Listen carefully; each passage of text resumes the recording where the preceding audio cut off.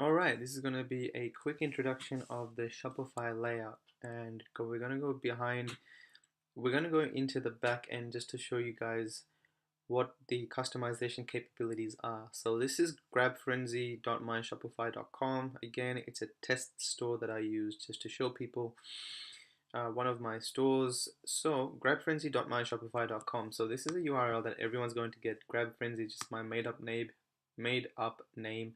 You can make it up for anything else. So if yours is called Funhouse, you can go Funhouse. Your URL is going to be funhouse.myshopify.com. Of course, most people are not going to want this. You don't want to have this My Shopify thing at the end. And so in order to do that, you will need to buy a domain. So I bought the domain grabfrenzy.com and point your store to the grabfrenzy.com domain. So this is what a ideal or a potential customer is going to see. So when you go to this is what you would see, and you can click the Shopify button, and this will allow you to visit the back end where you'll be customizing things. So let's walk you through some of this stuff. To add products, you just click products, and you can click add product, and that'll allow you to add images, add your description, add your price, add your stock, put it in a category, and basically that's all you really need to do.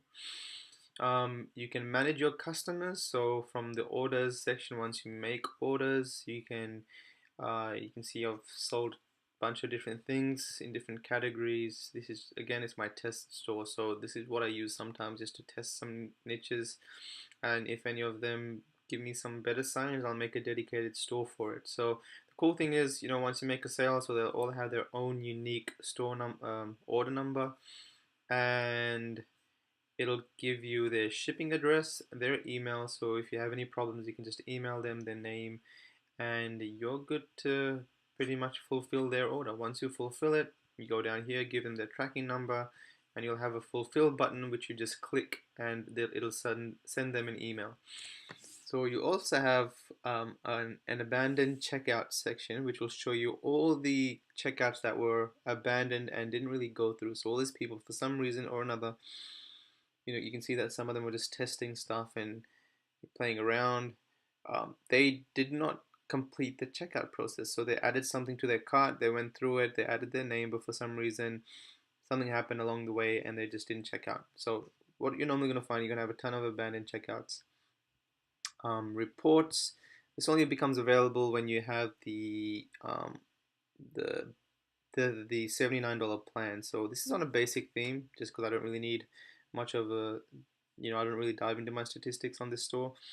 But once you do have the other plan, then you're going to see a whole bunch of things like geography, traffic sources, and things like that. The online store is where you customize your themes, add your pages, make any blog posts if you want to, add any menu items. With the themes, if you click customize theme, you can visit the theme store, you can purchase a theme if you want.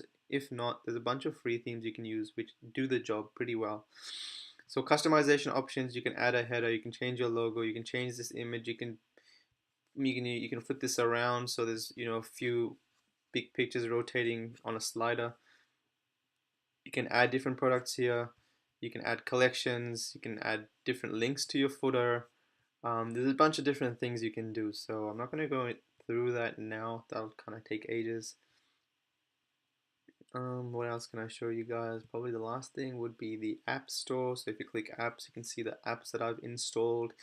So apps are basically little tweaks and things that you will need to install to enable. So for example, tracking and delivery updates. That allows me to have a track order page, and when you go to the track order page, you can simply paste your tracking number. So this is more for my customers. They can just paste their tracking number in here, click track, and it'll show you where it is in the process of being delivered to your house. So that's that. That's the basic back end. Not that complicated, and it might take you a weekend to figure out, but once you do, you can make a pretty decent Shopify store. If you're looking for a place to go and discuss, ask questions about dropshipping and Teespring, make sure you check out ecomuniverse.com. Check out follow-alongs from people that are documenting their journeys, We share gold nuggets. We even share campaigns that are working well on Facebook. So make sure you check it out, participate, and be part of the community.